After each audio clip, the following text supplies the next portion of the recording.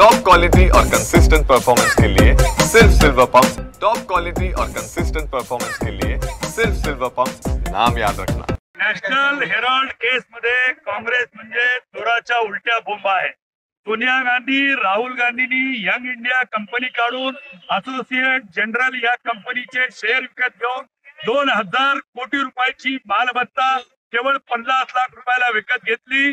Public interest litigation Subramaniam स्वामींनी दाखल केली 2012 ला। 2013 ला केस झाली तेव्हा मोदी सरकार नव्हतं। 2021 ला FIR झाला। आज त्याची चौकशी होतीये। त्याच्या विरुद्ध काँग्रेस चोराच्या उलट्या बोंबा मारून मोदी सरकारवर आरोप करताय। या भ्रष्ट दलाल काँग्रेसचं आणि ह्या महाबेटीचं सोनिया आणि राहुल, प्रियंका आणि वाड्रा या सगळ्यांनी मिळून 50 लाखामध्ये 2000 कोटीची मालमत्ता गिळंकृत केली।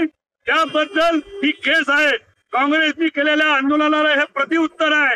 आमचे नेते नांदेडचे अध्यक्ष अमर राजूरकर आणि युवा मोर्चाचे अध्यक्ष परमवीर सिंग मल्होत्रा यांच्यासोबत आज भारतीय जनता पार्टीने सोनिया गांधी, राहुल गांधी यांच्या तोंडाला काळं फासून ह्या देशाच्या स्वातंत्र्य सैनिकांसाठी वर्तमानपत्र असलं पाहिजे म्हणून जवाहरलाल नेहरूंनी काढलेलं नॅशनल हेराल्ड, उर्दू कौमी नवजीवन ही जी दैनिक होती त्याची मालमत्ता त्या काळामध्ये नेहरूंनी हुक्कामध्ये दिलेल्या लीजवरच्या जागा या 50 लाखामध्ये 2000 कोटीच्या मालमत्ता या मायबेट्यांनी गिळंकृत केल्या।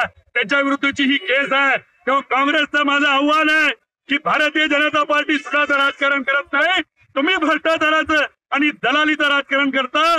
सॅम पिट्रोदा, मोतीलाल होरा हे सगळेजण त्याच्यामध्ये ट्रस्टी कसे झाले, 4 लोकांमध्ये 100% वाटा कसा निर्माण झाला, याचं उत्तर काँग्रेसने दिलं पाहिजे।